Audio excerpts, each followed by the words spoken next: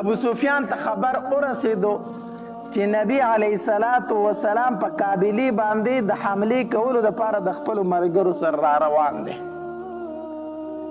نو ابو سفیان یو داسې وکړو چې مکې ته یو کس ولیږو، وی هلته خبر ورکه چې د خپلې قافلې حفاظت وکړي، د خپل سامان تجارت حفاظت وکړي. ته مکه کې خبر ورکه چې مخې له راوځي. یو دا او دویم یو جاسوس خور کو وی ته زه چې نبی علیه السلام کم ځای ته را روان دی ته زه ګوره. هغه کس چې مکې ته ورسېدو نه هغه د خپل اوښ دا پوزه په توره وواله وینې کو او په مکه کې چیغې کړې. خلک ورته راټول شو څه چل دی؟ وی ستاسو د تجارت په قافلې باندې حمله کېدونکي د مدینې د طرف نه د هغې حفاظت وکړئ. لاړ شئ د هغې څه وکئ؟ حفاظت وکئ. دلته کې ابو سفیان کسان خواره کړي چې تاسو د نبی علیه السلام د قافلې حال احوال ماله راوړئ چې کوم ځای ته راورسېده. نبی علیه السلام هم دو صحابه کرام مخکې ولیږل چې د ابو سفیان قافله کوم ځای کې تېرېږي هلته ماته خبر راکړئ. دا دو صحابه کرام بدر ته راورسېدل، د بدر مقام ته. هلته یوه چینه وه، هغې خواله لاړو، اوبه یې ترې وڅکلې او مشکې ترې د اوبو ډک کړو، اوښانې اخوا د یو غونډکۍ ویښته پټ کېنولي وو. په غزوه بدر کې 12 رمضان المبارک و چې د غزا دپاره نبی علیه السلام د مدینې منورې نه را روان شو. ټول کسان د نبی علیه السلام سره 314 کسانو 313 کسان د نبی علیه السلام سره د مدینې منورې نه را روان شو. میاشت د روژې وه، 12مه روژه وه. د بېسرو سامانۍ خو دا حالت و چې د 314 کسانو سره صرف 2 اسونه، صرف 2 اسونه، د 314 کسانو سره صرف 2 اسونه دي او اویا پکې اوښانو. یو اس چې دا د زبیر ابن عوام رضی الله تعالی عنه سره او دویم اس د مقداد رضی الله تعالی عنه سره. دا 2 صحابه کرامو چې صرف د دوی سره اسونه. نبی علیه السلام دوی له تقسیم وکړو، په هر اوښ باندې 3 کسان مقرر کړو چې وار په وار باندې په یو اوښ باندې 3 تنه ځئ. یو به پې بره راسي، 2 به پیدل رواني، بیا به بل په اوښ سور شي او بیا به نور 2 پیدل رواني. هر اوښ باندې 3 کسان نبی علیه السلام تقسیم کړو، 3 تنو ته یو اوښ ورکړو. نبی علیه السلام پکې ځان له د سره اوښ وانغستو چې زما پکې دا اوښ دی په ده به زه زما نه. د نبی علیه السلام سره هم په یو اوښ کې 2 ملګري رارو، یو حضرت علی رضی الله تعالی عنه، دویم ابو لبابه رضی الله تعالی عنه. دا د نبی علیه السلام د اوښ ملګري وو. نو چې کله به د دې صحابه کرامو نمبر راغی که نه، نو دوی به نبی علیه السلام ته ویل چې د الله پاکه پیغمبره مونږ پیدل ځو، مونږ پیدل ځو، مونږ په اوښ نه سورېږو، په اوښ باندې به ته ناست یې، مونږ به پیدل روان یو، مونږ تللی شو. نبی علیه السلام ورته وفرمایل وی نه خو تاسو زما نه چا کې چې زه کمزور یم چې تاسو پیدل تلی شئ نو زه هم پیدل تلی شم، او نه تاسو زما نه د ثواب ډېر زیات محتاجمن یئ. داسې هم نه ده چې تاسو ثواب ته احتیاج لرئ او زه نه لرم، او داسې هم نه ده چې زه کمزور یم او تاسو چا کې چې تاسو پیدل تلی شئ زه به در سره هم پیدل ځم. نبی علیہ السلام د خپلو ملګرو سره په اوښ باندې ګورې نمبر کړی دی ښه چې څه فاصلې پورې به نبی علیہ السلام لاړ، بیا به یې صحابي ته وفرمایل علي رضی الله تعالی عنه اوس ستا نمبر دی، ته اوښ ته راوخې چې زه به پیدل ځم. بیا به چې د ابو لبابه رضی الله تعالی عنه نمبر راغی، اوس ته اوښ ته راوخې چې زه به پیدل ځم. حالانکې هغه صحابه کرامو چې په نبی علیه السلام باندې خپل سرونه شیندل، خو نبی علیه السلام دا نه ده خوښه کړې چې زه دې په اوښ ځم او زما ملګري دې پیدل روانې، دا یې نه ده خوښه کړې. بیا چې کله نبی علیه السلام په دې دوران کې ابو سفیان ته خبر ورسېدو چې نبی علیه الصلاة والسلام په قابلي باندې د حملې کولو دپاره د خپلو ملګرو سره را روان دی. نو ابو سفیان یو داسې وکړو چې مکې ته یو کس ولیږو، وی هلته خبر ورکه چې د خپلې قافلې حفاظت وکړي، د خپل سامان تجارت حفاظت وکړي. ته مکه کې خبر ورکه چې مخې له راوځي. یو دا او دویم یو جاسوس خور کو وی ته زه چې نبی علیه السلام کم ځای ته را روان دی ته زه ګوره. هغه کس چې مکې ته ورسېدو نه هغه د خپل اوښ دا پوزه په توره وواله وینې کو او په مکه کې چیغې کړې. خلک ورته راټول شو څه چل دی؟ وی ستاسو د تجارت په قافلې باندې حمله کیدونکي د مدینې د طرف نه د هغې حفاظت وکړئ. لاړ شئ د هغې څه وکړئ؟ حفاظت وکړئ. دلته کې ابو سفیان کسان خواره کړي چې تاسو د نبی علیه السلام د قافلې حال احوال مال راوړئ چې کوم ځای ته راورسېده. نبی علیه السلام هم دو صحابه کرام مخکې ولیږل چې د ابو سفیان قافله کوم ځای کې تېرېږي هلته ماته خبر راکړئ. دا دو صحابه کرام بدر ته راورسېدل، د بدر مقام ته. هلته یوه چینه وه، هغې خواله لاړو، اوبه یې ترې وڅکلې او مشکې چې د اوبو ډک کو وخانې اخوا د یو غونډکۍ ویښته پټ کېنولي وو. دوی چې اوبه څکلې دغلته یو دوه زنانه وې دې چینې په خوا کې، د هغې د یو بل سره جګړه شوه. دا یوه ښځه دې بلې ته وایي زما قرض پیسې راکئ که نه راکئ؟ په تا مې قرضه دغه پیسې مال راکئ که نه راکئ؟ هغه بله ښځه ورته وایي ته لږ صبر وکړه، د قریشو قافله را روانه ده، هم دې ځای ته به راځي، نو چې کله راشي نو زه به پکې ځان له څخه اخیستل او خرڅول وکړم، ستا قرض به تاله درکړم که نه، یو 3 ورځې پس دې ځای ته رارسي. او صحابه کرام پوه شو چې د ابو سفیان قافله دې ځای ته را روانه ده. د ښځو د خولې نه خبره واورېده که نه. اوس دلته کې د ابو سفیان هغه کوم جاسوس چې هغه هم دې ځای ته رارسېدلی و، هغه د ښځو سره بچ بچاو وکړو. وی ټیک درځ دا خبره ټیک کړئ، قافله دلته را روانه ده، خو در به کې پیسې چې دا دلته کې ځان له تجارت وکړي، در به کې پیسې. هغه هم لاړو. صحابه کرام دغې ځای نه اوښ ته وختل، واپس شو، اوښانو ته وختل، واپس لاړو. نبی علیه السلام ته وفرمایل وی د ابو سفیان قافله بدر ته را روانه ده، بدر ته را روانه ده.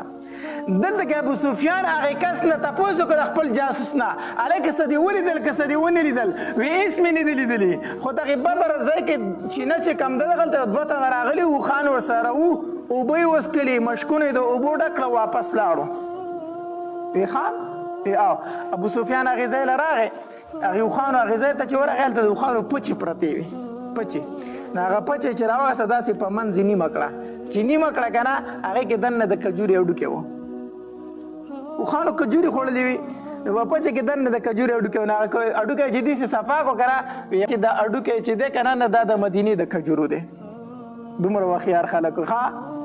وی دا هډوکی چې دی که نه دا د مدینې د کجورو دی. نو دا کوم 2 کسان چې راغلي وو دا هم د مدینې نه راغلي دي. بس د نبی علیه السلام جاسوسانو دې ځای ته راغلي دي. ابو سفیان خو خبر شو چې نبی علیه السلام را پسې دلته را روان دی، خپله قافله یې بدل کړه، لاره یې بدل کړه، په بله لار روان شو. هغه د بدر باندې چې کومه لار وه هغه یې څه کړله؟ پرېښوده، په بله لار روان شو. چې په بله لار باندې روان شو، ابو سفیان بیا مکې ته کس ولیږو، وی زه په خیر او په عافیت د هغوی نه راووتم او که تاسو را روان شوي یې واپس شئ. موږ د هغوی نه راووتو، سامان خو راویستو، اوس تاسو څه له راځئ؟ مه راځئ. ابو جهل ورته وی نه، بدر کې مې ډمې نه ګډولي نو واپس نه راځم،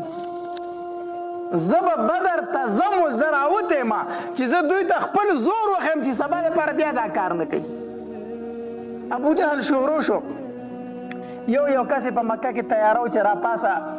ځو. نو د مکې چې څومره سردارانو دا ټول د ابو جهل سره را روان شو، سوا د ابو لهب نه. د نبی علیه السلام چې کوم تره و هغه د څه د عذر د وجې نه پاتې شو او په خپل ځای باندې د ابو جهل روري را روان کو. ابو جهل روري هغه ته ویل که زما په ځای ته لاړ شه، او په ابو جهل په رور باندې د اصل کې 4,000 درهمه قرضه وه، د ابو لهب پې قرضه وه. نو د ابو جهل رور ورته انکار هم نشي کولی ځکه قرضدار یې و. نو هغه هم را روان شو، په خپل ځای دی ولیږو. دویم امیه ابن خلف دام د مکې په سردارانو کې و. دم ابو جهل ته وایي زه نه ځم، نه ځم، زه تا سره جنګ له نه ځم. دم اول انکار وکړو، خو ابو جهل پې زور ولګو، بیا را روان شو دا بدبخته. که نه اول انکار کړی و، او د انکار وجه یې دا وه که نه چې د دې امیه ابن خلف دا سعد ابن معاذ رضی الله تعالی عنه سره دوستی ورورولي وه. دا سعد ابن معاذ رضی الله تعالی عنه د مدینې منورې دی. نو د دې امیه ابن خلف د سعد ابن معاذ رضی الله تعالی عنه سره ورورولي وه، دوستي وه. نو چې کله به دا امیه ابن خلف شام ته تجارت لته که نه، نو دی به ضرور د سعد ابن معاذ رضی الله تعالی عنه خوا لته، د هغه سره به شپه په مدینه کې کوله. او دارنګې چې سعد ابن معاذ رضی الله تعالی عنه مکې ته به راغی، نو شپې به بیا چا سره وي؟ د امیه ابن خلف سره. د دوی دوستي وه. چې د دوی دوستي وه، نو یو ځل دا سعد ابن معاذ رضی الله تعالی عنه مسلمان شو د هجرت نه وروستو، دی مکې ته راغی عمرې دپاره. نو چې عمرې دپاره راغی، نو د شپه د چا سره وکړه؟ د امیه ابن خلف سره شپه وکړه، د ده سره شپه وکړه. نو د امیه ابن خلف ته بیا وی ما طواف له داسې ټایم کې بوزه که نه چې په حرم کې څوک نه وي، چې زه ځان له ښه په آزاد زړه باندې طواف وکړم. او دویم دا خلک مینې نه، ځکه دوی ته پته چې دا مسلمان دی، نو بیا به راته تکلیف را رسوي. په داسې ټایم کې مې حرم ته بوزه چې هلته څوک نه وي. نو د امیه ابن خلف ورته وی ټیک ده. اوس دی کافر دی امیه ابن خلف، او سعد ابن معاذ رضی الله څه شوی دی؟ مسلمان شوی، خو ورورولي و، دوستي وه. نو په غرمه ټایم کې دی بوستو، په غرمه ټایم کې. نو غرمه ټایم کې دی سعد ابن معاذ رضی الله تعالی د خانه کعبې نه طواف کو. نو په دغه غرمه ټایم کې ابو جهل راغی. چې ابو جهل راغی که نه، نو د امیه ابن خلف ته وی دا در سره څوک دی؟ طالب در سره څوک دی دا طواف چې کوي؟ نو هغه ورته وی دا زما د انصارو او د مدینې منورې هغه دوست دی، ملګری مې دی، رور مې دی، راغلی دی طواف له عمرې له راغلی دی. نو ابو جهل ورته وی دا تاسو دا خلک راولی او بیا پې دلته کې پناه ورته ورکوئ؟ دا مسلمان شوی دی او ته ورله بیا هم پناه ورکړې ده، راځي طواف کوي. وی دا بېدینه خلک، نعوذ بالله، مسلمان ته وی دا بېدینه خلک تاسو دلته راولی. نو چې دا بیا سعد ابن معاذ رضی الله تعالی ته ابو جهل وی کو دا امیه ابن خلف در سره نه وی که نه، نو تا به زما نه دلته طواف نه و کړی، تا به زما نه دلته طواف نه و کړی، خو دا امیه ابن خلف در سره نه وی، دی در سره دی، نو څه چل وکړمه؟ نو سعد ابن معاذ رضی الله تعالی ته په چغه وی قسم په الله کو دا طواف نه دې منع کړم که نه، ته به ځې زما نه شام ته په کومه لار باندې، ته به زما نه په مدینه باندې راشي، مدینه به در باندې بنده کړم، ته ما د مکې نه بند کړه، ته به زما نه مدینې ته راشي. نو چې سعد ابن معاذ رضی الله عنه ته دا خبره وکړه په تیز اواز باندې که نه، نو د امیه ابن خلف ورته څه وایي، دا دوست یې ورته څه وایي چپ شه، دا خو زموږ مشر دی، ته ورته په چغه باندې اواز کوي. ابو جهل که نه دا زموږ سردار دی، ته ورته په تیز اواز باندې خبرې کوي، چپ شه، اواز ښکته که. نو سعد ابن معاذ رضی الله تعالی ته څه وایي، ای امیه چپ شه، تم چپ شه، قسم په الله ما د نبي علیه الصلاة وسلام نه اورېدلي دي چې ته به د نبي علیه السلام د ملګرو د لاسه قتل کېږي. هغې خپل دوست ته وي، ما د خپل محبوب نه اورېدلي دي چې ته به د هغې د لاسه قتل کېږي. امیه ابن خلف ورته وایي دا چا ویلي دي؟ نبی علیه السلام دا خبره کړې ده، محمد دا خبره کړې ده صلی الله علیه وسلم. سعد ابن معاذ رضی الله عنه وایي او هغه دا ویلي دي. د باندې رپی راغی، په یره راغی، بس په یره شو، هېڅ یې ونه وی. کور ته لاړ، چې کور ته لاړو نو ښځې ته څه وایي، وایي یو خبره درته وکړم، وی او وی زما د مدینې منورې د کم دوست چې راغلی ملګری، هغه راته یو خبره وکړه، پیسې درته وکړه، وی دی راته وي چې ما د نبي علیه الصلاة وسلام نه اورېدلي دي چې امیه ابن خلف په زما د ملګرو د لاسه قتل کېږي. وی ښه، او تا ته هم پته ده قسم په الله چې نبي علیه السلام دروغو نه وي. نو ښځې ورته وایي بس اوس خبره واضحه ده، بیا احتیاط کوه نو د مکې نه ونوځي. ګوره دومره پوه و چې نبي علیه السلام دروغو نه وایي. نو ښځې ورته وایي تا ته پته ده چې هغه دروغ نه وایي، خو بیا د مکې نه بار ته ونوځي. نو ابو جهل چې په ده پسې راغی که نه، وی زه غزا له مدینې ته، وی چېرته هم نه ځم نو، هغه ته خو خپل حالت هغه خبره معلومه وه د مدینې منورې د دوسته، وی نه ځم. وی ته ولې نه ځې؟ ته د مکې سردار یې، چې ته نه ځې نو دا نور خلک به څه لاړ شي؟ ابو جهل ورته وایي ته خو سردار یې، چې ته نه ځې دا نور خلک به څه لاړ شي؟ وی نه ځمه. امیه بن خلف بالکل کلک وی زم نه د مکې نه وزم نه. ابو جهل ورته څه وي داسې کار وکړه که نه زه تاله د ټولو نه تیز رفتار اس ګورم چې ډېر تیزه منډه وخي داسې اس ته له ګورمه او زمونږ سره روان شه چې کوم ځای د خطره محسوس کړه را منډه کوه واپس مکې ته راځه. خو په دې موکره سره ځکه اوځه چې خلک پاتې کېږي ستا د وجې نه. امیه بن خلف ورته وی ټیک ده وزم خو در سره وزم خو د نیمې لار نه به واپس راځم. ګوره دومره یقین و چې نبی علیه السلام دروغ و زه به د هغې د لاسه قتل کېږم نو وی وزم در سره وزم خو د نیمې لار نه به څه کېږم واپس کېږم. چې ټیک ده ابوجهل ورته ویل د مړه د لارې نه واپس راځه خو اوس را سره ملګری شه نو. کور ته راغی ښځې ته وی زما سامان مامان تیار که زه وځم. ښځې ورته وی د هغې انصاري رور د هغې انصاري دوست او وروره خبره دې یېره ده سعد ابن معاذ درته څه ویلي وه خبره دې یېره ده وی نه یېره مې نه ده خو زه در کمې زه د کمې جنګ نه ځم زه خو صرف د مکې نه وځم او د لارې نه واپس را تښتم خو چې دا خلک صرف وباسم د مکې نه زما د وجې نه خلک پاتې کېږي چې دوی وباسم زه واپس راځم زه در کمې ځم. ښځې ورته وی ټیک ده خو ګورې لاړ نه شي. بس دی روان شو. چې روان شو کوم ځای کې به چې دوی پړاو اچو د به خاص د ځان خوا ته تړو چې زما ته موقع میلاویږي چې واپس تښتمه. خو د خدای شانده او د تقدیر فیصله دا وه چې ده ته به موقع نه میلاوېده چې واپس شوی وی. ده به ډېر کوشش کو چې واپس راوتښتي خو دومره به د چا په نظر کې و چې نه شو راتښتېدی راپټېدی نه شو حتی تر دې پورې چې دی ورسېدو. نو دم ابوجهل ته انکار وکړ د امیه ابن خلف وی زه ستا سره نه ځمه خو ابوجهل په دې باندې روان کو وی زمونږ سره اوس روان شه خیر دی بیا راځه خو چې اوس ستا د وجې نه خلک پاتې نه شي. نور د مکې چې څومره سردارانو که نه هغه ټول په دې غذا کې په دې جنګ کې موجود و د نبی علیه السلام خلاف ووتلو. نبی علیه السلام ته خبر ورسېدو چې د ابو سفیان قافله مکې ته لاړه. د ابو سفیان قافله مکې ته ورسېدله خو د هغې طرف نه ابو جهل را روان دی او د اسلحې نه ډک را روان دی د مسلمانانو خلاف را روان دی مسلمانانو جنگ له را روان دی. نبی علیه السلام مقام روحا ورته ویلی شي چې هغې ته ورسېد که نه نو ودرېد. صحابه کرام یې راجمع کړو چې راجمع کړو نو نبی علیه السلام د صحابه کرامو سره مشوره کوي. نبی علیه السلام ورته فرمایي وایي تاسو ته پته ده چې موږ د ابو سفیان قافلې د تجارت قافلې پسې راوتي وو اخو لاړه د لاس نه ووتله خو ابو جهل را روان دی سره د اسلحې را روان دی زمون خلاف را روان دی مونږ پسې جنگ له را روان دی اوس څه وکړو ماله مشوره راکړئ اوس څه وکړو مخکې لاړ شو که واپس شو مدینې منورې ته. ابوبکر رضی الله تعالی عنه پاڅېدو او ډېر ښکلی بیان یې وکړو او نبی علیه السلام ته وفرمایل د الله پاکه پیغمبره مونږ د مخکې ځو که ته وایي چې ځو مونږ ستا نه شاته کېدونکي نه یو. بیا عمر رضی الله تعالی عنه پاڅېدو او ښه نبی علیه السلام ته وفرمایل چې مونږ ستا سره ولاړ یو که ته هر څه وایې مونږ به هغه کوو. نبی علیه السلام بیا یې مشوره راکوي. حضرت مقداد رضی الله تعالی عنه پاڅېد او مقداد رضی الله تعالی عنه بیان شروع کو او په بیان کې څه وی والله لا نقول كما قالت بنو اسرائیل لموسی اے د الله پاک پیغمبره قسم په الله مونږ ته هغه خبره نه کوو کومه چې بني اسرائیل موسی علیه السلام ته کړې وه چې اذهب انت وربک فقاتلا انا هاهنا قاعدون. اے موسی ته لاړ شه او جنګ وکړه او مونږ به دلته ناست یو مونږ ته دا خبره نکو. مقداد رضی الله تعالی عنہ ته وفرمایل وی د الله پاک پیغمبره مونږ بستانه جنگي ګستاخی طرف ته ستا شا طرف ته ستانه مخې ته هر طرف ته به مونږ ستانه ولاړ یو.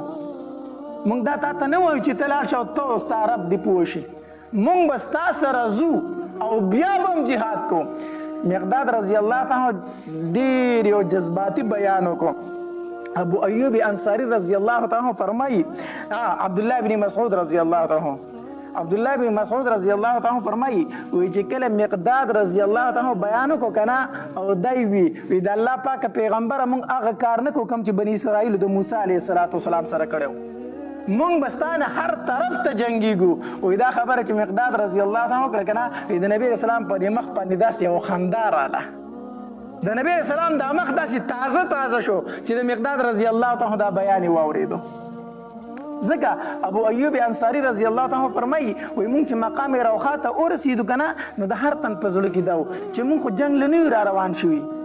مونږ خو تجارتي قافلې پسې را روان شوي یو، نو مونږ به د ابوجهل سره اوس جنګ څنګه کوو؟ هر سړي په زړه کې دا یو شک او یو خبر و چې جنګ اوس مخکې څنګه کېږي. مقداد رضی الله عنه چې پاسېده دا بیان یې وکړو که نه، وایي ټولو صحابه کرامو دغه وویل چې د الله پاک پیغمبر مونږ به ستا نه هر طرف ته جنګېږو. وی بیا د هر صحابي په زړه کې دا ارمان و چې ما د مقداد رضی الله عنه په شان خبره کړې وې. خو نبي علیه السلام بیا اواز کوي ماله مشوره راکوي. ماله څه راکوي؟ مقداد رضی الله عنه دومره جذباتي بیان وکړو، خو بیا نبي علیه السلام فرمایي ماله څه راکوي؟ مشوره راکوي. سعد ابن معاذ رضی الله عنه پوه شو چې د نبی علیه السلام اشاره چاته ده، ځکه چې عمر هم چې دی نو دا مهاجر صحابي دی، مقداد رضی الله عنه مهاجر صحابي دی، ابوبکر رضی الله عنه مهاجر صحابي دی، او نبی علیه السلام بیا اواز کوي ماله څه راکوي؟ مشوره راکوي. نو سعد ابن معاذ رحمه پوه شو چې د نبی علیه السلام اشاره انصارو ته ده. انصارو تاسو لږه مشوره راکوي. نو سعد ابن معاذ رضی الله عنه پاسېدو، دا انصاري صحابي دی، پاسېدو بیان شروع کو او بیان شروع کو او د بیان خلاصه دا او په آخر کې وفرمایل وی د الله پاک پیغمبر مونږ په تا ایمان راوړی دی، مونږ په تا څه راوړی دی؟ ایمان راوړی دی. مونږ ته د الله پیغمبر منلی، قسم په الله کو ته راته ووایې چې دریاب ته وردانګئ مونږ به ټول وردانګو، یو انصاري صحابي به رانه وروسته نه پاتې کېږي. ته خو غزا یې دی که نه چې جنګ کوو، کو ته راته اوس ووایې چې ټول انصار دریاب ته وردانګئ مونږ به وردانګو، یو انصاري صحابي به شاته نه پاتې کېږي. چې کله سعد ابن معاذ رضی الله عنه د انصارو د طرف نه دا بیان وکړو که نه، نبي علیه السلام بالکل څه شو؟ مطمئن شو او خوشحاله شو، ډېر زیات خوشحاله شو. نبي علیه السلام د مخکې تلو څه وکړله؟ فیصله وکړه چې ځو اوس کو د ابو جهل د قافلې سره جنګ راځي او کو د ابو سفیان د قافلې سره جنګ راځي، خو وروستو کېدونکي نه یو، موږ به اوس څه کوو؟ غزا کوو. د ابو جهل لښکر دا بدر مقام ته راورسېدو او کوم ځای کې چې چینه وه په هغې طرف ته هغې پړاو واچو، په اوبو باندې هم قبضه وکړه د چیني، او کوم طرف ته چې کلک میدان او کلک خاوره وه هغې ځای ته خپل پوجونه واچول. نبی علیه السلام وروستو راورسېدو د بدر مقام ته. نو چې راورسېدو نو د اوبو چې کومه چینه وه دغې ځای کې هغې باندې هم د قریشو قبضه وه، او دغرنګې کم کلک میدان چې و په هغې باندې هم کافرو قبضه کړې وه. نبی علیه السلام طرف ته اوبه هم نه وي او شګې وي ریګستان، نو په شګو کې سړی منډه نه شي والی، راتاویږي پکې، خپې پکې خښېږي، او د کافرو طرف چې کلک و په هغې کې خو منډه هم ښه والی کېدله. صحابه کرامو نبی علیه السلام ته وفرمایل د الله پاک پیغمبره په اوبو باندې هم هغې قبضه کړې ده، او دغرنګې کلک طرف چې دی هغه هم هغې قبضه کړی دی. مونږ سره خو یو اوبه نشته او دویم طرف دا دی چې کوم د شګو میدان دی هغه راته پاتې شوی دی. نبی علیه السلام د الله تبارک وتعالی په دربار کې دعا وکړه، نو الله تبارک وتعالی په د شپې باران وورو. د هغې ذکر الله تبارک وتعالی په قرآن کې کړی دی، وینزل علیکم من السماء ماء لیطهرکم به. الله تبارک وتعالی په باران وورو، باران خصم باران وشو. نو چې باران وشو نو صحابه کرامو ځان له اوبه هم جمع کړي، ډنډونو منډونو کې پاکې اوبه ودرېدې، هغې ته زر زر لوښي ډک کړو، نو ځان له اوبه برابر کړي. دویم دا دی چې په دې شګه باندې باران وشي دا کلکه شي، د دې نه یو سیمټ غونته جوړ شي، نرشک شي، دا کلکه شي، او کم طرف ته چې خاورې نه هغې کې خټې جوړې شي، خو چې بیا پکې منډه وجه ورتاویږي به، نو باران وشو یو خو صحابه کرامو توبه هم پوره شوې دویم دا دی چې هغه شګلن میدان کلک شو او هغې طرف ته چې مټینه خاوره وه هغه خټې وګرځېدلې نو د هغې هغه طرف نقصاني شو د مسلمانانو هغه طرف هغه پیدمن شو نو چې کله سار شو نو سعد بن معاذ رضی الله تعالی عنہ رأی ورکړه په دې غونډګۍ باندې نبی علیه الصلاۃ والسلام ته یو سفر روغ کو دی به په دې کې وي دی به جنګ له نه راځي او د ده په سیکورټۍ باندې بس صحابه کرام ولاړ وي نو دا رأی ډېرو صحابه کرامو ته خوښه شوله نو په هغې غونډکۍ باندې نبي علیه الصلاۃ والسلام لره سفر روغ کو دا داسې ځای و چې په هغې به ودرېدو لاندې به د ټول میدان ښکارېدو نبی علیه الصلاۃ والسلام له هلته سفر جوړ شو او ابوبکر رضی الله تعالی عنہ سره ملګری دی سعد بن معاذ رضی الله تعالی عنہ فرمایي وایي نبی علیه الصلاۃ والسلام او ابوبکر رضی الله تعالی عنہ چې کله سفر وشو دواړه ورته دننه شو او ما توره راواغسته زه په دروازه ودرېدم او چې نبی علیه السلام څنګه دننه شو په مانځه ودرېدو 2 رکعاته نفل یې وکړو او الله تبارک وتعالی ته دعاګانې وکړې چې کله دعاګانې وکړې بیا راکوز شو ښکته د نبی علیه الصلاۃ والسلام په دې مخ باندې داسې خوشحالي غونته وه صحابه کرام حیران شو چې دا خو د خوشحالۍ موقع نه ده دا خو د خوشحالۍ موقع نه ده او نبی علیه الصلاۃ والسلام په دې موقع باندې هم څه کېږي خاندي نبی علیه الصلاۃ والسلام سره صحابه کرام ملګري دي نبی علیه الصلاۃ والسلام داسې په میدان کې ګرځي یو ځای ته لاس نیسي وایي دا د پلانکي ځای دی دلته به پلانکې مردارېږي دا د پلانکي ځای دی په دې ځای به پلانکې مردارېږي دا د عتبه ځای دی دا د شیبه ځای دی دا د ولید ځای دی دا د ابوجهل ځای دی د یو کافر نوم اخلي او یو ځای ښیي صحابه کرامو باندې زیری وکړو علي رضی الله تعالی فرمایي وایي په کومه شپه باندې چې سار له به جنګ کېږي په دغه شپه باندې وایي موږ تمامو صحابه کرامو خوب وکړو داسې یو صحابي نو پاتې شوی چې هغه ویښ پاتې شوی ټول اوده شو وایي سیوا د نبي علیه الصلاۃ والسلام نه چې نبي علیه السلام خوب نه وکړی تمام شپه الله تبارک وتعالی ته جړه فریاد کوم او الله نه دعاګانې غوښتلې چې سار شو نبی علیه الصلاۃ والسلام صفونه جوړول نو داسې صفونه جوړ کړو نو نبی علیه الصلاۃ والسلام چې د غزا دپاره صفونه جوړول نو دې کې یو صحابي سواد رضی الله تعالی عنه د هغه دا خېټه داسې لږه مخې ته راوتې وه صف کې لږ مخې ته ولاړو که نه نو نبی علیه الصلاۃ والسلام اسې بطور خوش طبیعتۍ بطور مزاق بطور ټوکې دا تیر وسره غشي وسره په لاس کې و که نه نو هغه یې په دې خېټه باندې داسې کو د سواده دننه کې خېټه دننه کې د صف نه بار ته راوتې ده هسې خندنې ورسره کوه نو دا غشی یې پې داسې تیر کو نو چې تیر کو نو هغه ورته وایي د الله پاکه پیغمبره خوږ دې کړمه پیغمبره خوږ دې کړم د الله پاکه پیغمبره خېټه دې راله په غشي باندې خو کړه نبي علیه الصلاۃ والسلام ورته وایي ښه وایي د الله پاکه پیغمبره مونږ په تا باندې ایمان راوړی دی ته زمونږ پیغمبر یې صحابه کرام حیران دي چې دا دی نبی علیه السلام ته څنګه خبرې کوي مونږ په تا باندې ایمان راوړی ته زمونږ پیغمبر یې تا راته وایي چې انصاف به کوئ نبی علیه السلام ورته فرمایي او بالکل ما ویلي چې انصاف کوئ نو زما د خېټه زخمي کړه خوږ دې کړم اوس انصاف دا دی چې زه ستا نه بدل واخلمه ته راته وایي چې انصاف کوئ نو زه دې زخمي نه کړم خوږ دې نه کړم نو اوس به ستا نه بدل نه اخلم نبی علیه السلام ورته ووایي سواده بدل واخله بدل واخله نو سواد رضی الله تعالی ته څه فرمایي نه کنه د الله پاک پیغمبره بدل داسې نشي اغوستو وی څنګه وی تا چې زما په خېټه باندې غشی راکاږه نو زما خو په خېټه باندې کمیس نه و څادر پې نه و زما په خېټه باندې کپړه نه وه ستا په خېټه باندې خو کپړه ده نو زه څنګه بدل واخلم لومبې خېټه ښکاره که چې زه درنه بدل واخلم صحابه کرام حیران دي دا څنګه صحابي دي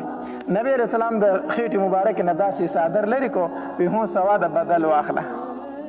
سواد رضی الله عنه چې د نبی علیه السلام خېټه مبارکه څنګه ولیده که نه او رامنډې کړې واد خط پورې او په جړا شو ورته او داسې د خېټه مبارکه ول خپل کړه وی د الله پاکه پیغمبره دا مې ارمانو چې دې سره شونډې ولګوم کېدای شي دا مې تا سره اخري ملاقات دی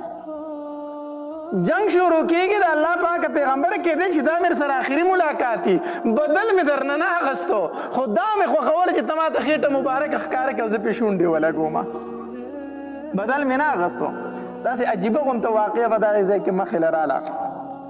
نبی علیه السلام چې صفونه جوړ کړو د کافرو د طرف نه یو تن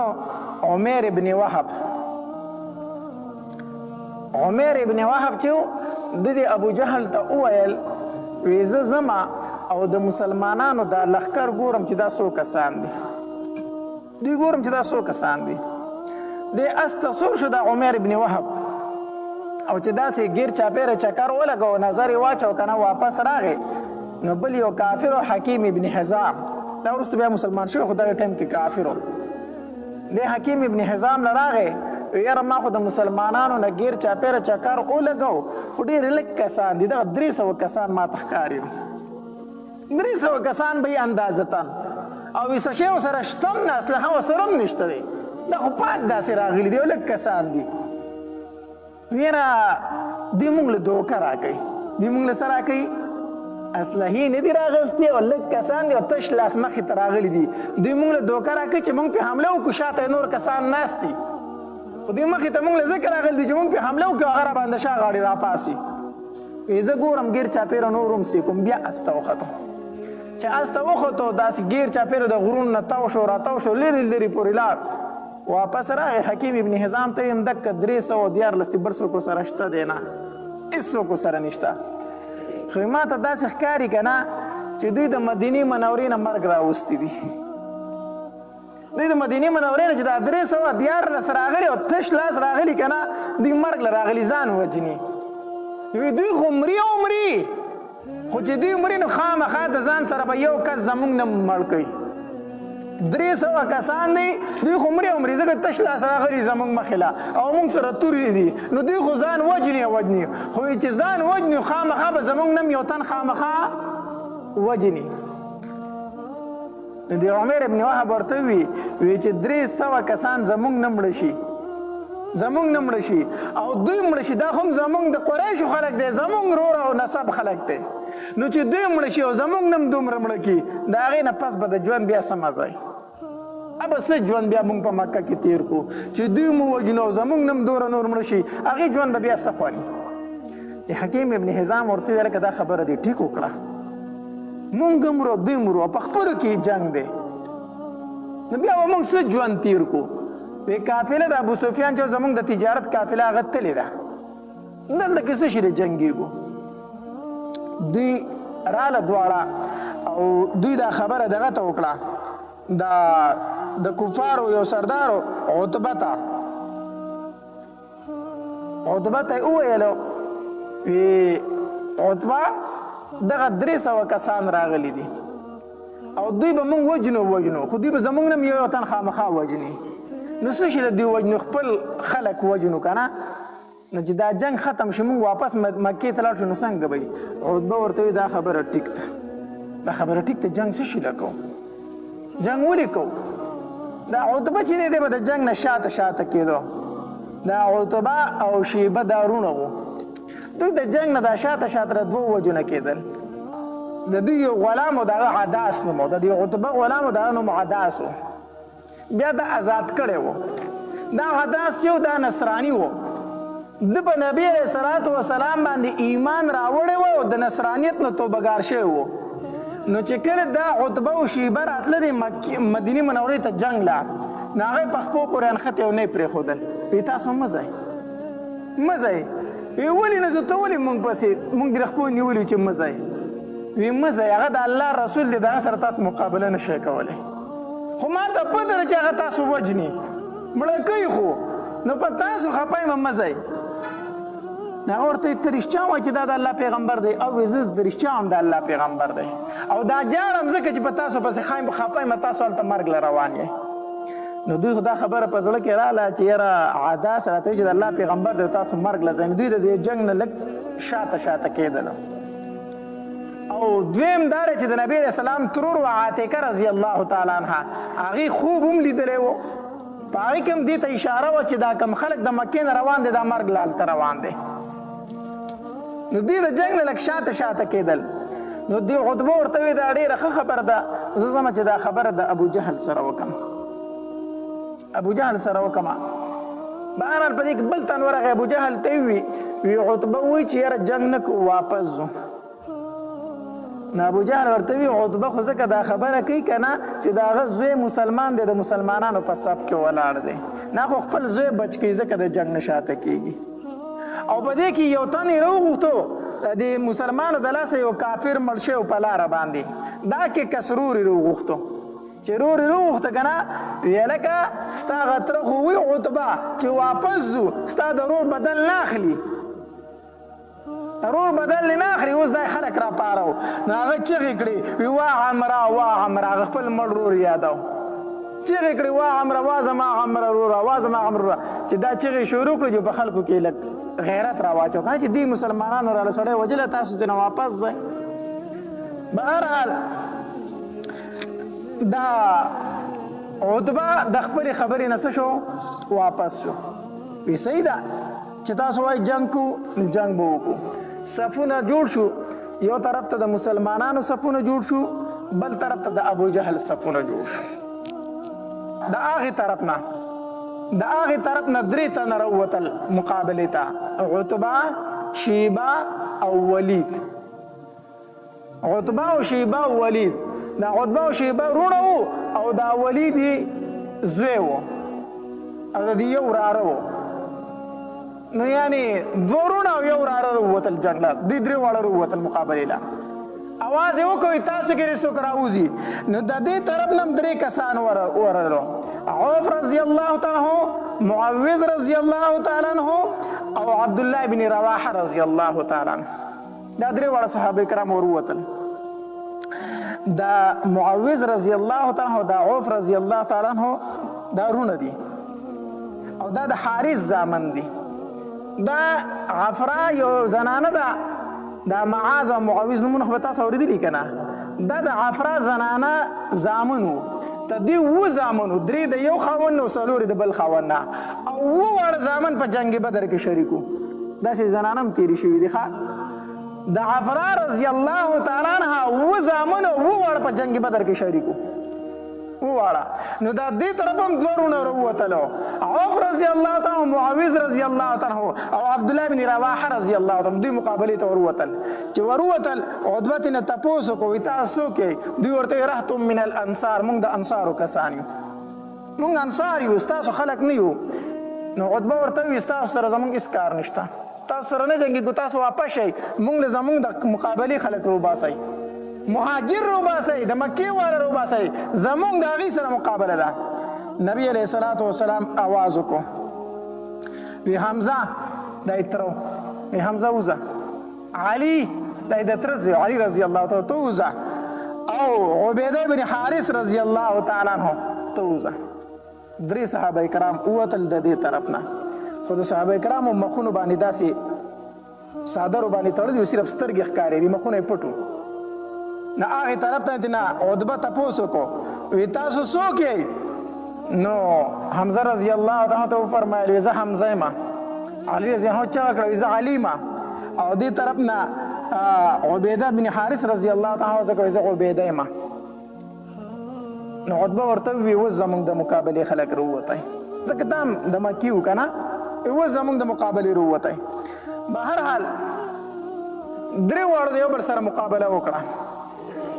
نو علي رضی الله تعالی عنه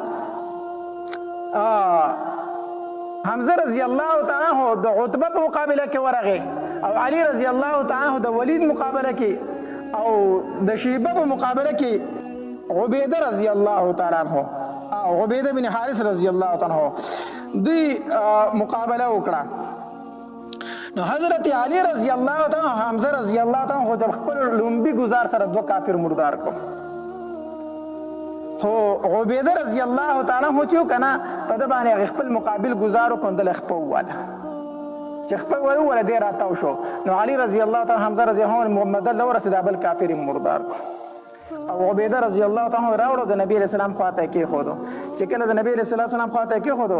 نبی علیہ السلام ته فرمایي د الله پاک پیغمبر زه شهید یم نبی علیہ السلام ورته فرمایل او عبیده ته شهیدی نو په دغه ټایم کې دی وی کاش چې ابو طالب ژوندی وی چې ما ورته نن ښودلی وی ابو طالب به اشعار ویلو وی نبی علیہ السلام به موږ تر هغې پورې ورنکو کافرو ته تر څو چې موږ خپلې بیبیانې کونډې کړي نه وي کاش چې نن ابو طالب ژوندی وی چې ما ورته وویلی چې موږ خپلې بیبیانې کونډو خو نبی علیہ السلام دشمن نه ورکو کاش چې دا شعر مې ورته نن ویلی چې ستا د شعر مصداق مونږ یو چې سرونه په نبی علیہ السلام باندې شیندو بهرحال ته دې نه بار جنگ شروع شو نبی علیہ السلام راغی او کم سفر چې رخ کړی و صحابه کرامو دله هغې ته ورننوتو او ابوبکر رضی الله تعالی عنه سره ورننوتو او په دروازه باندې سعد بن معاذ رضی الله تعالی عنه توره نیولې ولاړ دی نبی علیہ السلام کله په سجده باندې پریوزي کنه الله ته جاړي نو کله سر اوچت کنه لاسونه اوچت کې الله ته جاړي نو حدیث مبارک کې راځي وې نبی علیہ السلام داسې لاسونه نیولي او الله ته لاسونه اوچت کړي دي خو جنگ شروع دی نو د الله په دربار کې دعا کوي وی الله په مکه کې مې ډېر کوشش وکړو الله په مدینه کې مې ډېر کوشش وکړو صرف دغه 314 مې الله تیار کړو اغم پخپوخ پیال بی پسر باندې سرتور او اصله هم نه لري الله دغه 314 رسم الله راوستي دي الله کو ستا خوخی چې د نن نه بعد ستا نوم نه اخیستل کېږي نو دوی رالمړه کا الله کو ستا خوخی چې په مقدس مکه ستا عبادت ونشي نو دغه 314 سره رالمړه کا الله خو کو ستا نوم په مقدس مکه یادېږي نو الله د دوی حفاظت وکړه لاس یې اوچت کړی او داسې جاړي ابوبکر رضی الله تعالی عنہ د شان راغی د ډیر عاجزین د نبی اسلام نه د صدر دسی او خو د اوګی ښکارا شوی چې ښکارا شوی ابوبکر رضی الله تعالی عنہ راغی د صدر راوغه د نبی اسلام په اوګی واچو او د شاغاړي دسی تلاسونه تاوکړه چیرې وتکړي د الله پاک پیغمبر بس کا نور مجاړه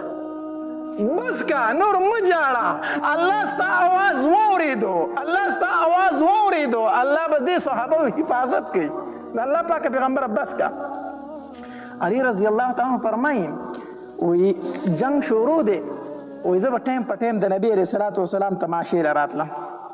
وی په دې جنگ په دې دوران کې یو ځل میزان غلی غونته کې راویستو وی نبی علیہ السلام خو لرالم کنه نبی علیہ السلام په سجده باندې پروت دی نبی علیہ السلام په سجده پروت دی او الله ته جاړي وی زه لاړم بیا لاړم جنگ ته وی بیا چې مې غذا وکړه داسې ستړی شوم بیا رالم د نبی علیہ السلام تماشې له وی چې بیا مې نبی علیہ السلام سیکو بیا نبی علیہ السلام په سجده پروت دی وی چې په دریم ځل باندې کافر خو مردار کړو چې کوم قیدیان کړو غذا ختم شوله وی رالم چې نبی علیہ السلام بیا په سجده پروت دی ما ته د الله پاک پیغمبره مبارک شه مونږ غذا وګټله مسلمانانو فتح ومنتلا نبی علیہ السلام سر مبارک روچت کو د سجدې نه چې کله غذا ختم شوی نبی علیہ السلام فرمایل چې د ابو جهل خبر را لوالی نو صحابه کرام روان شو نو عبدالله ابن مسعود رضی الله تعالی عنہ اولید چې دی پروت دی خو سا پکې شته دی صرف زخمی دی نو یو حدیث مبارک کې راځي وی د عبدالله ابن مسعود رضی الله عنه په دې سینه کېناستو په دې سینه ورته داسې کېناستو د سینې ته وخت چې کېناست وی د سترګې داسې وغړولې نو چې عبدالله ابن مسعود رضی الله عنه باندې سترګې ولګېدې که نه نو د بیزو سرونکي ډېر اوچت ځای ته ختلی یې دا د ابو جهل الفاظ وخا عبدالله ابن مسعود رضی الله عنه په دغه ټایم کې وی د بیزو سرونکي نن ډېر په اوچت ځای باندې ناسي نو عبدالله ابن مسعود رضی الله تعالی عنہ فرمایلی وی او زه دې په سینه ناست یم وی کول څه غواړې ابو جهل ورته وی عبدالله ابن مسعود رضی الله تعالی عنہ فرمایلی وی سر دې قلم کوم سر درنه کټ کوم وی چې سر مې قلم کوي که نه ستا دا توره زما په سر کار نه کوي زما دا توره واله په دې باندې رانه سر ووخه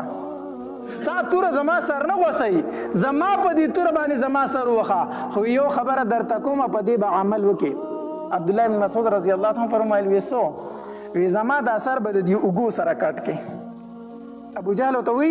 وی زما دا سر به د دې اوږو سره کټ کړي چې په نورو سرونو کې دې غټ ښکاري چې روبې سې وای او خپل مرګري ته دی وایا چې تاسو ورته پیغمبر وایي وی هغه ته وایا چې نن مې درنه څومره نفرت ته دومره مې درنه مخکې نه بس عبدالله ابن مسعود رضی الله تعالی چې تور اوچته کړه سر یې ووه سر یې ووه سر یې نبی علیه الصلاة والسلام له راوړو د الله پاک پیغمبر د بدبخته د ابوجهل سر دا دی نبی علیه الصلاة والسلام چې ورته وکتل کنه او عبدالله ابن مسعود رضی الله تعالی عنہ هغه ټوله کیسه بیان کړه نو نبی علیه الصلاة والسلام فرمایل وی یو زما فرعون دی یو د موسی علیه السلام فرعون خو د موسی علیه السلام فرعون چې هغه کمزور او زما د دې فرعون نه وی ځکه چې فرعون چپور واغس کنه هغه وی آمنت برب موسی و هارون فرعون چې کله چپور واغس هغه چې کړی وی ما ایمان راوړې پر رب د موسی او د هارون باندې خو د ځان کدن ټیم په کې بیا توبې نه قبلې دي او زما د فرعون په وخت د ځان کدن کوم دا وی چې ستاسو پیغمبر نه مې اوس دومره نفرت ته چې مخکې مې تی دور نه وی زما د فرعون د موسی علیه السلام د فرعون نه زیات سختو بهر حال غزا اوشوله الله تبارک وتعالی مسلمانانو ته فتح ورکړه نبی علیه الصلاة والسلام چې کله په جنگ بدر کې فتح اومونتلی شو کنه نو دوه صحابه کرام یې ملګري کړو وی تاسو لاړ شئ او مدینه منوره کې زیری وکئ چې مسلمانانو فتح اومونتله تاسو لاړ شئ مدینې منورې ته او هلته زیری ورکئ چې مسلمانانو فتح اومونتله په دې کې یو زید ابن حارثه رضی الله تعالی عنه یو سره بل صحابي دوی دواړه لاړو دوی چې لاړو کنه نو اسامه ابن زید رضی الله تعالی فرمایي وی دوی چې مدینې منورې ته رالو او موږ له زیری راکو چې مسلمانانو فتح ومونتله نو موږ د نبی علیه الصلاة والسلام په لور رقیه رضی الله تعالی باندې خاورې په جنت البقیع کې اړولې وي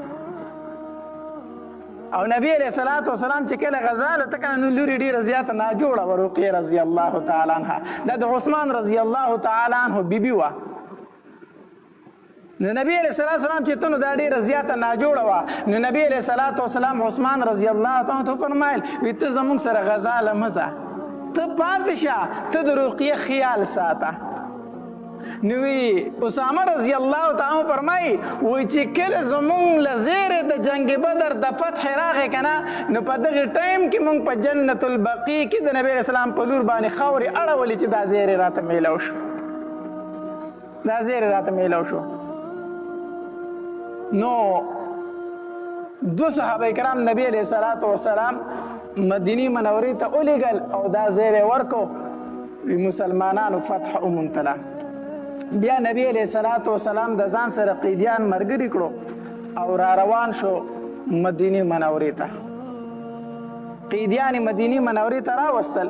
نو نبی علیہ الصلوۃ والسلام د صحابه کرامو سره مشوره کوله د دې قیدیانو سره څه وکړو د دې سره څه وکړو پریدو قتل کو څه چلو کو نو عمر رضی الله تعالی خپل مشوره وکړه وی دا الله پاک پیغمبره زما رای داده او زما مشوره داده چې زه به توره راوالم زما چې په دې قیدیانو کې څومره رشته دار دي د هغې نه به زه سرونه وو قتل وي ټول وجنو زه به خپل رشته دار وجنم ابوبکر به خپل رشته دار وجني هر څه او نبی صلی الله علیه وسلم ته وفرمایل ته به خپل رشته دار وجني توره براوالو ځکه چې دې خلکو موږ د مکې نه ایستلي یو دې خلکو موږ ته ډېر زیات تکلیف راکړی دی د الله پاک پیغمبره هر یو تن به پاسې او د خپل رشته دار نه به سر ووي دا د عمر رضی الله تعالی عنه مشوره وه نبی علیہ الصلوۃ والسلام بیا صحابه کرامو ته فرمایي ماله مشوره راکړئ د قیدیانو سره څه وکړو ابوبکر رضی الله تعالی پاسېدو وی د الله پاک پیغمبره زما مشوره دا ده چې فدیه به ترې واخلو آزاد به یې کړو فدیه به ترې واخلو آزاد به یې کړو زمونږ د نسب خلک دی زمونږ د قبیلې خلک دی کیدای شي سبا ایمان راوړي نو کېدای شي دوی ایمان راوړي او فدیه ترې واخلو موږ به مسلمانان نور هم مضبوط کړو اسلحې پرې والو نو ابوبکر رضی الله تعالی دا مشوره ورکړه وی د الله پاک پیغمبره فدیه به ترې واخلو آزاد به یې کړو نبی علیہ الصلوۃ والسلام عمر رضی الله تعالی ته فرمایل وی عمره ته چې کنه نو ته د حضرت نوح علیہ السلام او د حضرت موسی علیہ السلام په شان دي ستا شان د حضرت نوح علیه السلام او د موسی علیه السلام په شان دی. نوح علیه السلام چې د خپل قوم نه ډېر تنګ شو که نه نو بد دعا یې وکړه وی رب لا تذر علی الارض من الکافرین دیارا انک ان تذرهم یضلوا عبادک ولا یلدوا الا فاجرا کفارا. الله زما د قوم نه په مخ د ځمکه باندې ولاړ کور مه پرېږده. الله نیم سوه کاله مې ورته تبلیغ وکړو سیوا د یو څو تنو نه چې هغې ایمان راوړی الله چې د دوی نه پیدا کېږي نو نافرمانه ترې پیدا کېږي. الله ولاړ کور ترې پرېږده په مخ د ځمکه. نوح علیه السلام چې تنګ راغی نو د خپل قوم خلاف یې داسې خیرې کړې وي. او موسی علیه السلام څه بد دعا کړې وه وی ربنا اطمس علی اموالهم واشدد علی قلوبهم فلا یؤمنوا حتی یروا العذاب الالیم. الله په دې مالونو باندې ورله مهر راوله دا مالونه ورله ختم کا په دې زړونو ول الله مهر ولګوه چې د نن نه بعد د سر اړو ایمان نه راوړي. الله د زړونو ول مهر ولګوه دومره یې تنګ کړم دومره یې ستړی کړم چې دوی دا فرعون د قوم ایمان نه راوړي. الله په دې زړونو ول مهر ولګوه. نو نبی علیه الصلاة والسلام عمر رضی الله تعالی عنہ فرمایل وی عمر ستا شان چې دی کنه په شان د نوح علیه السلام او د موسی علیه السلام دی چې هغې د خپل قوم نه تنګ راله بد دعا ورته وکړه. کوم د خپل قوم نه چې تنګ رالي نو ته وایي سرونه تېروو. ابوبکر رضی الله تعالی عنہ فرمایل وی ستا شان چې دی کنه نو په شان د ابراهیم علیه السلام او د عیسی علیه السلام دی. ستا شان د هغې په شان دی. وی ابراهیم علیه السلام د خپل قوم دپاره دعا غواړي که نه ډېر نرم دي له ابراهیم علیه السلام. نو ابراهیم علیه السلام فرمایي فمن تبعنی فانه مني ومن عصانی فانک غفور رحیم. الله چا چې زما تابعداري وکړه دا خو زما نه دی الله دا خو مسلمان دی خو الله چې څوک ستا نافرماني کوي که نه نو ته غفور رحیم الله که بخي نو بیا یې وبخه. کو چا زما تابعداري وکړه فانه مني دا خو زما نه دی خو الله چا چې ستا نافرماني کړي نو بیا هم ته غفور رحیم یې بخلی شي. ابراهیم علیه السلام داسې دعا وختي وه. او عیسی علیه السلام څه فرمایله وی ان تعذبهم فانهم عبادک. عیسی علیه السلام به فرمایي الله که ته ول عذاب ورکوې خو ستا بندګان دي ستا نه څوک تپوس نشي کولی. دا عیسایان ستا بندګان دي الله که ته ورله عذاب ورکوې نو ستا نه څوک تپوس نشي کولی. هو ان تغفر لهم فانک انت العزیز الحکیم. الله که بخنه دې ورته وکړه ته ډېر زورور ذات یې نو بخلی هم شي. نو معنی دا ده چې الله که عذاب ورکوي ستا اختیار خو که الله او دې بخل نه ښه به ځکه ته ډېر زورور ذات یې. نو نبی علیہ السلام ابوبکر صدیق رضی الله تعالی فرمایي او ستا شان په شان د عیسی علیه السلام او د ابراهیم علیه السلام دی. بهرحال نبی علیه السلام د ابوبکر صدیق رضی الله تعالی عنہ مشوره خوښه کړه وی د دې قیدیانو نه به فدیه واخلو او آزاد به کو. د الله تبارک وتعالی د طرف نه په دې خبره باندې زور نه رااله. اگر چې د الله د طرف نه اختیار وو کو قتلویم تاسو ته اختیار کو فدیه دې اخلیم تاسو ته اختیار خو نبی علیہ السلام فدیه غوره کړله. فدیه بیا د الله د طرفه را رټنه رااله ځکه چې بعضې کسان داسې وي چې د هغې په زړونو کې لږ غونته کې بعضې کسان چې مال طرف ته معمولي غونته کې میلان او ځکه چې مال غني دا فدیه خو به راته میلو شي نو الله تبارک وتعالی د طرف نه رټنه رااله سخته رټنه رااله. نبی علیه السلام ابوبکر صدیق رضی الله تعالی عنہ داسې ناست او جاړي. عمر رضی الله تعالی راغی د الله پاک پیغمبر تاسو کوم خبره جوړی ستاسو سترګو نه ولې وخت کې بهیږي. نبی علیه السلام ورته وفرمایل ما کان لنبی ان یکون له اسرى حتى یثخن فی الارض. آیتونه تلاوت کړو چې الله تبارک وتعالی ته مشوره د عمر خوښه وه چې دا ټول قتل شوی وي خو اختیار دا چې کو فدیه ته اخلئ نو اخیستی شئ ځکه د الله د طرف نه عذاب رانغی ځکه چې اختیار راکړی شوی و. او بیا نبی علیه السلام فرمایل وی که د الله د طرف نه عذاب راغلی وی نو سوا د عمر نه به علاوه بل څوک نه بچ شوي. سوا د عمر نه علاوه بل څوک بیا نه بچ شوي. بهرحال فدیه یې واغسته. د فدیه حساب چې دام بیا د حیثیت موافق و چې څومره فدیه به د کس نه اغستی شي. نو د 4,000 نه والا تر 1000 درهمو پورې فدیه د جنگ بدر د قیدیانو کې خودې شوه چې څوک مالدار نو هغه به 4 زره فدیه ورکوي چې ډیر زیات کمزور دی نو هغه به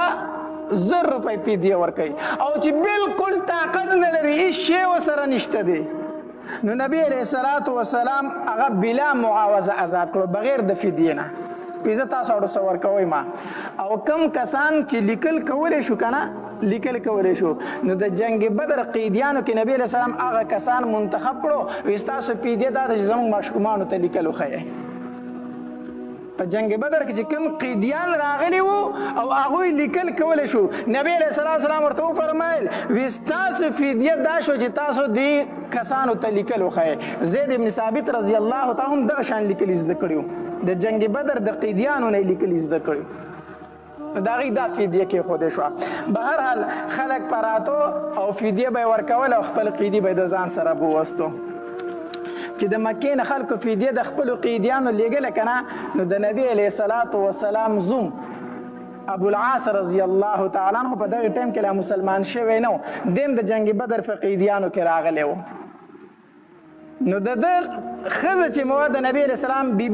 لور د نبي علیه السلام لور زینب رضی الله تعالی عنها هغې د خپل خاوند د فدیې دپاره خپل د سرو زرو هار ولیږو هار یې ولیږو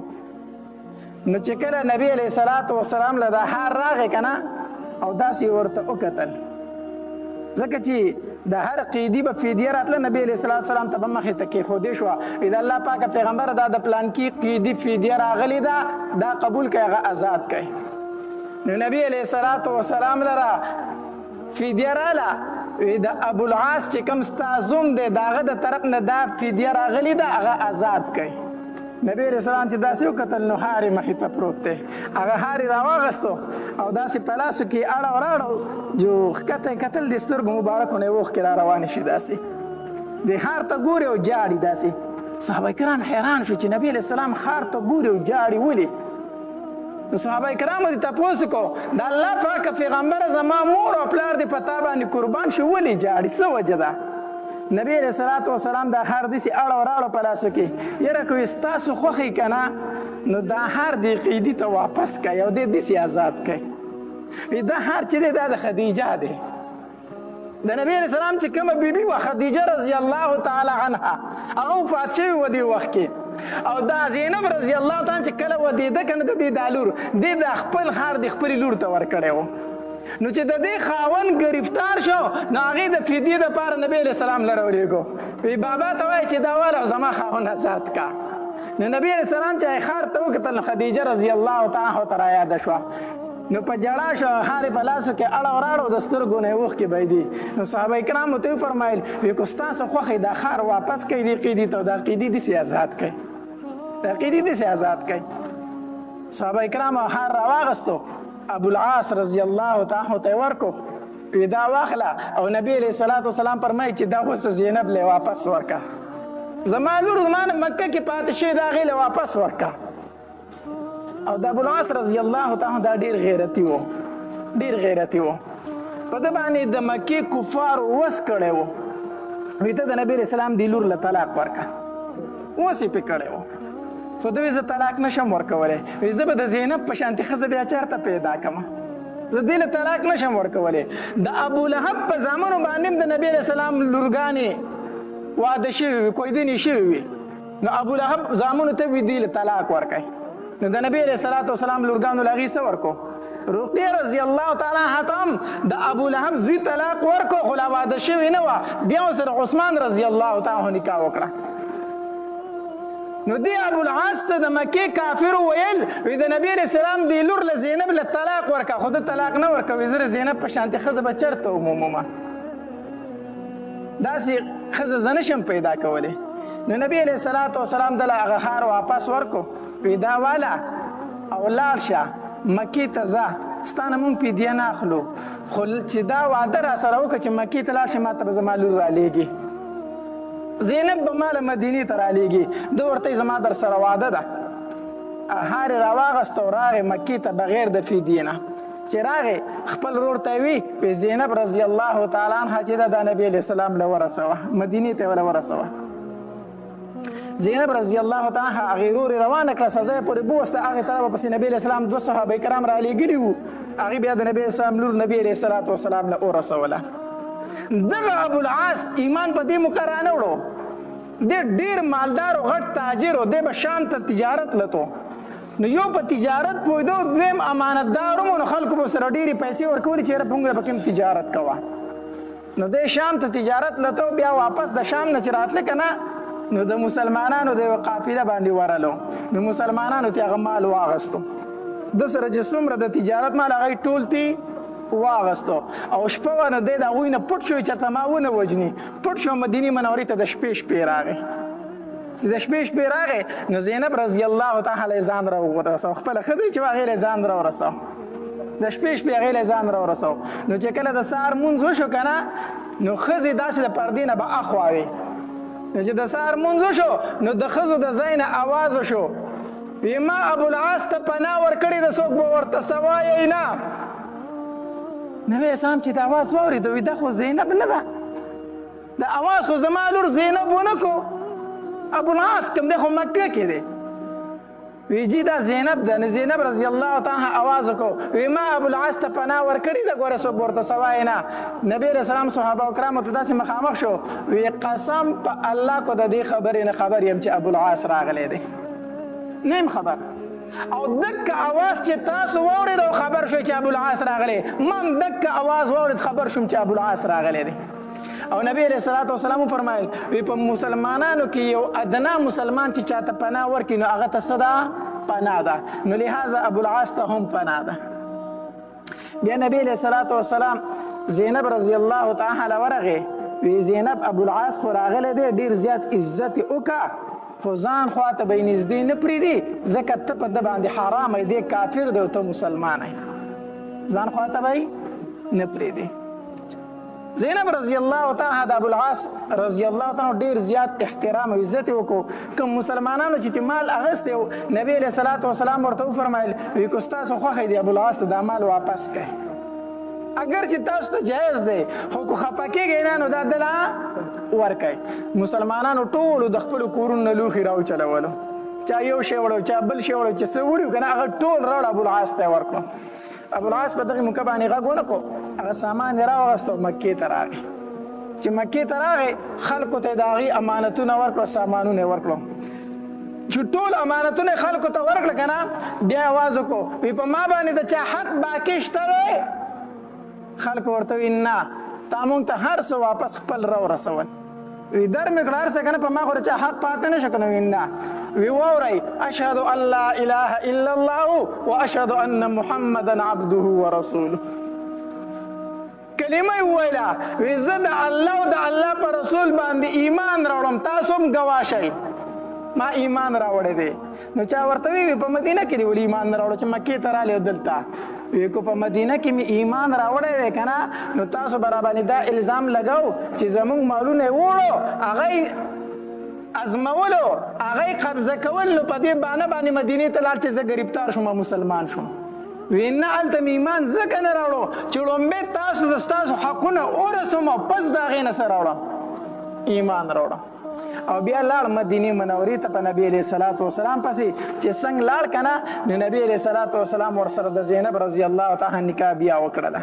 وی دا ستا ښځه ده چې تا هم ایمان راوړو تاسو اوس یو بل له جایز یې نو په قیدیانو کې د نبی علیه الصلاة والسلام زوم هم راغلی ابوالعاص رضی الله تعالی دارنګې په قیدیانو کې د نبی علیه السلام تر هم راغلی عباس رضی الله تعالی عنه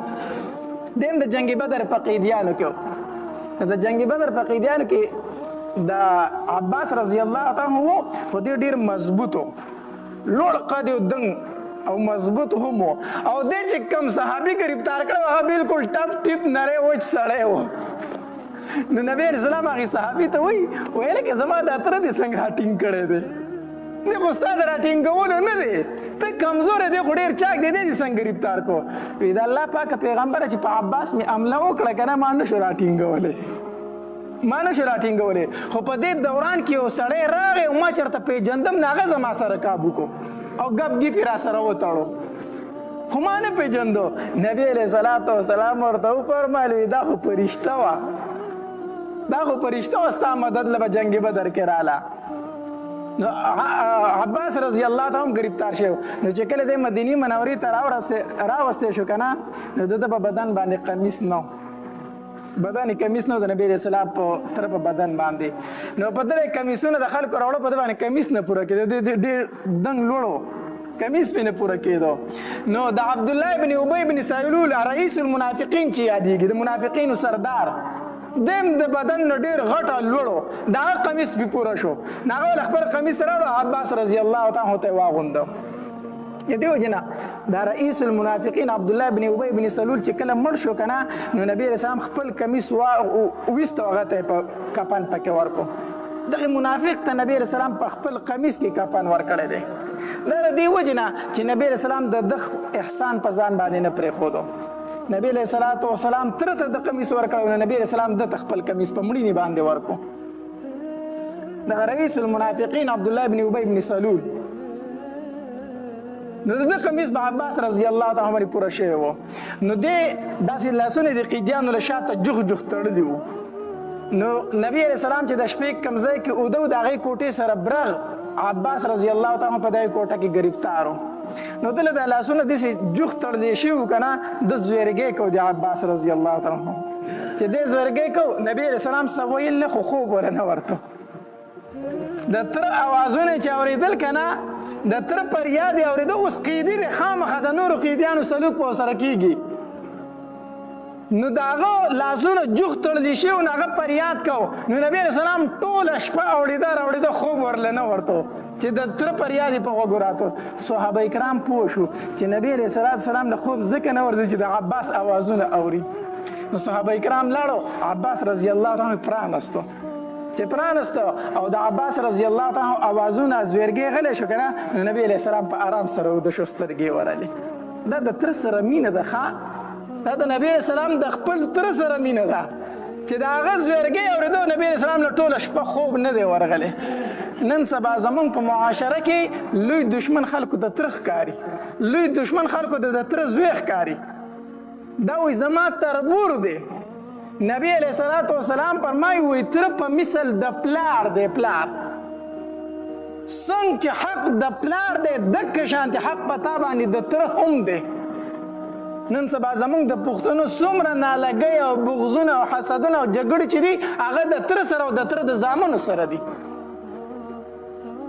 اسلام څه وایي مونږ څه وایو. نبی علیہ الصلوۃ والسلام فرمایي تره په مثل د پلار دی او مونږ وایو تره د تره زوی دا تربور دی دا مې تربوران دي. نبی علیہ السلام له خوب تر هغې پورې نه ورته تر څو چې د عباس رضی الله تعالی عنہ زویرګۍ ختو. نو صحابه کرامو نبی علیہ السلام سار شو. نو صحابه کرامو نبی علیہ السلام ته وفرمایل د الله پاکه پیغمبره د عباس رضی الله تعالی عنہ فدیه معلوم د عباس نه فدیه ستا تر دی د نه فدیه نه اخلو دی به داسې آزاد کو. نبی علیہ السلام وفرمایل نه فدیه خو به ترې اخلی فدیه به ترې اخلی او د ده نه به ډېر اخلی. یوازې به خپله فدیه نه ورکوي دوه سره وریرونه ګرفتار دي د وریرونو فدیه به هم دی ورکوي د نوفل او د عقیل فدیه به هم دی ورکوي. نو عباس رضی الله تعالی عنہ نبی صلوات و سلام ته فرمایل وی وراره ولې خپل ولید پکې ذکر باندې ډیر رګ دی مطلب دا چې خپل دې ماپکې راته نه د نور نه را باندې ډیر رګ دی. ما سره پیسې نشته ته وراره باندې په دې ډیر رګ دی ما سره پیسې نشته. نبی رسول الله پیسې سره نشته وینا ویخه زما چاچی چې د کاکی ته چې راتلی او ام الفضل ته دی ویلو تا دواړو الته کې درشل سره هغه پیسې خخې کړي هغه څه دي څومره پیسې خو خخې کړي دي. عباس رضی الله تعالی وی تا ته څنګه پته ده اخو زه تی خبر یم هغه تی خبر ده زه د کور راتلم هغه پیسې هلته خخې کړي چا هم نه یې لیدلي ته خو په مدینه منوره کې ناستې تا ته څه پته ده. نبی علیہ الصلوۃ والسلام ورته فرمایل ما ته زما رب ویلی دي. عباس رضی الله تعالی عنہ اشهد ان لا اله الا الله واشهد ان محمدا عبده ورسوله ایمان راوړم چې ایمان راوړم بیا نبی علیہ الصلوۃ والسلام ته ویل اذا الله پاک پیغمبره د فدیه را باندې لګه کا زه خو تا ته پاتې راځه د مخکې نه مسلمان وم خو د خلکو په زور ځان سره راوستی وم. نبی علیہ السلام هغه معامله دي د الله سره د چې در مخکې نه مسلمان وي او که نه وي خو که ته وي نو الله به درنه د دین دوچن بدله درکړي